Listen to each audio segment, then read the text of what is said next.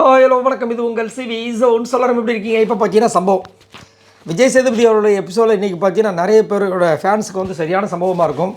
கண்டிப்பாக இன்னுமே ஒரு சில பேர் தூக்கமே இல்லாமல் முழிச்சிட்ருப்பீங்க என்ன மாதிரி அப்படின்றதுல மாற்றுக்கருத்தே கிடையாது. குறிப்பாக விஜய் பார்வை ரசிகர்களுக்கு ஒரு பெரிய ஒரு ஷாக்கிங் இருக்கும்.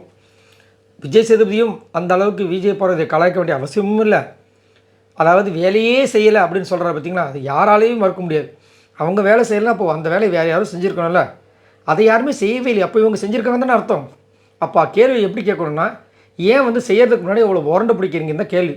நீங்கள் செய்யவும் இல்லை, நாங்கள் பார்க்கவும் இல்லைன்னு முடிச்சு விட்டார். இன்னொரு பக்கம் திவ்யா கரெக்டான ஒரு இதில் தான் ஆரம்பித்தாங்க. திவ்யா உண்மையாக சொல்லப்போனால் விஜய் இவங்க விக்ரமோட முகத்திலே கிளிக்கிற மாதிரி அவ்வளோ அழகாக ஆரம்பித்து கடைசியில் ஒரு முகம் வாங்கினாங்க பாருங்கள். அது கொடுமையிலும் கொடுமை. ஏம்மா திவ்யா கரெக்டாக தானே ஆரம்பிச்சு, அப்புறம் என்னம்மா உனக்கு அப்படின்ற மாதிரி இருந்துச்சு.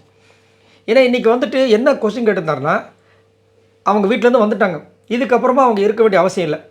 அந்த மாதிரி யார் போகணும்னு கேட்கல, இருக்கிறதுக்கு அவசியம் இல்லை அப்படின்ற மாதிரி யாருமா அப்படின்னு கேட்கும்போது பார்வதி அழகாக என்ன சொன்னாங்கன்னா, சுபிக்ஷாவும் சபரியும். ஏன்னா அவங்க வீட்டில் இருந்தவங்களே சொல்லிட்டாங்க, இன்னும் நீங்கள் வந்து நிறைய விஷயங்கள் பண்ண வேண்டியது இருக்குது, அதனால் நீ கொஞ்சம் மாற்றிக்குங்கன்னு சொன்னாங்க. நிறைய பேரும் சொன்னாங்க.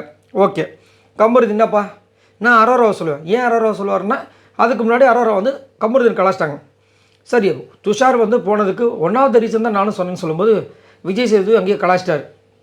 திரும்ப துஷார் வந்து போனதுக்கு அரோரான்னு சொல்லாதீங்க, துஷார் போனதுக்கு அரோரா ரீசன் கிடையாது. உடனே அவங்க ஒரு அழுகைப்பட்டாங்க. அம்மா அழுகிறதுனால ஒன்றும் நடக்க போகிறது கிடையாது.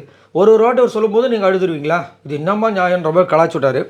இப்போ திவ்யா ஆரம்பித்தாங்க, செம்மையாக இருந்துச்சு, அழகாக ஆரம்பித்தாங்க, உண்மையிலேயே அழகாக ஆரம்பித்தாங்க. கண்டிப்பாக சூப்பரான கருத்து.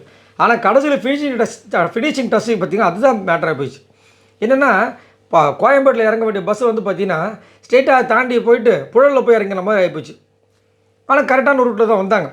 என்னென்னா சார் நான் விக்ரம சொல்கிறேன். சரி என்னன்னு சொல்லுங்கள் அப்படின்போது, சார் விக்ரம் வந்து எப்படி பார்த்திங்கன்னா வீட்டிலேருந்து வந்தவங்க சொன்னதுக்கப்புறமா நான் எல்லாத்து விஷயத்தை தட்டி கேட்கணும்னு சொல்லிவிட்டு நேற்று தேவையில்லாத ஒரு விஷயத்தில் ஒரு உள்ளே வந்து எங்கெங்கேயோ சுற்றி கடைசியில் வந்துட்டு கேட்குறாரு சார். நான் அது கேட்டதுக்கு ஏன் இப்போயாவது நான் வந்து கேட்குறேன்னு வச்சுக்கோங்களேன் அப்படின்ற மாதிரி சொன்னார் சார்.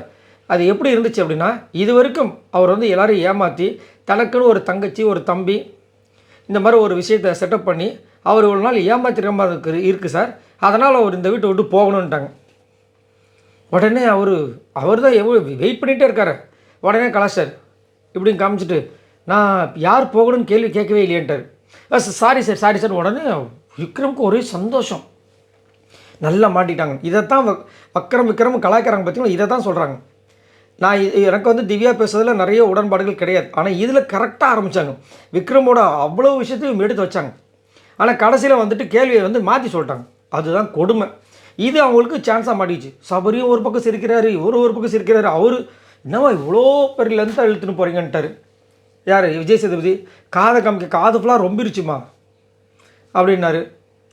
அதை கொஞ்சம் சுருக்கியிருக்கலாம், சுருக்கமாக சொல்லி என்ன சொல்ல வராங்களோ அதை வந்து செஞ்சுருக்கலாம். அதை கொஞ்சம் கோட்டை விட்டாங்க திவ்யா. ஆனால் அவங்க சொன்ன விஷயங்களில் நிறைய உண்மைகள் இருக்குது. அதைத்தான் விக்ரம் பண்ணுறாரு, அதைத்தான் வந்து அவங்க வீட்டில் இருக்கவங்களும் வந்து சொன்னாங்க. ஆனால் என்ன ஒன்று முடிக்கும்போது தவறாக முடிச்சிட்டாங்க. பாவம் நல்லா வசமாக வந்து சரி எல்லோரும் செஞ்சு விட்டாங்க, கலாச்சி விட்டாங்க. அது கொஞ்சம் பாவமாக தான் இருந்துச்சு. அதுக்கப்புறம் பார்த்தீங்கன்னா ஒருத்தர் வந்து பேசினாங்க. முக்கியமாக அவர் சொல்கிறது, அரோராக்கு இன்றைக்கி ஒரு சூப்பரான ஒரு டே, அது மாற்றுக்கிறதே கிடையாது. அதே மாதிரி வினோத்துக்கு சரியான ஒரு கிளாப்ஸ் கிடச்சிது, கம்பருதனுக்கு சரியான ஒரு கிளாப்ஸ் கிடச்சிது, அரோராவுக்கு சூப்பரான ஒரு கிளாப்ஸ் கிடச்சிது ஆடியன்ஸ் கிட்டேருந்து. செம்மையாக இருந்துச்சு. சரி, இதை பற்றி உங்களோட கருத்துக்களை சொல்லுங்கள். அதாவது எனக்கு திவ்யா வந்து பார்வதியை டார்கெட் பண்ணுறது எனக்கு சுத்தமாக பிடிக்காது. ஆனால் இங்கே விக்ரம் பற்றின விஷயங்கள் அழகாக எடுத்து வச்சு கடைசியில் ஒரே ஒரு சின்ன விஷயம், அதுக்கு வந்துட்டு விஜய் சேதுபதி அவர்கள் மேடையிலே வச்சு கலாய்க்க வேண்டிய அவசியம் இல்லைன்னு நான் நினைக்கிறேன். ஏன்னா இப்படி வந்துட்டு அவங்க ஏதோ ஒரு ஞாபகத்தில் ஒரு விஷயத்தை சொல்லிட்டாங்கன்னா அவங்கள கரெக்ட் பண்ணலாம், அசிங்கப்படுத்த வேண்டாமேன்றதான் என்னோடய கருத்து. ஏன்னா அதுக்கு வந்துட்டு இப்போ காதை காமிச்சது அப்புறம் இப்படி பண்ணதெல்லாம் வந்துட்டு ஓகே, ஒரு ஹோஸ்ட் இப்படி பண்ணுவாங்களான்னு தெரியல. சரி, இதை பற்றி உங்களோட கருத்துக்களை சொல்லுங்கள். பாய் நண்பர்களே.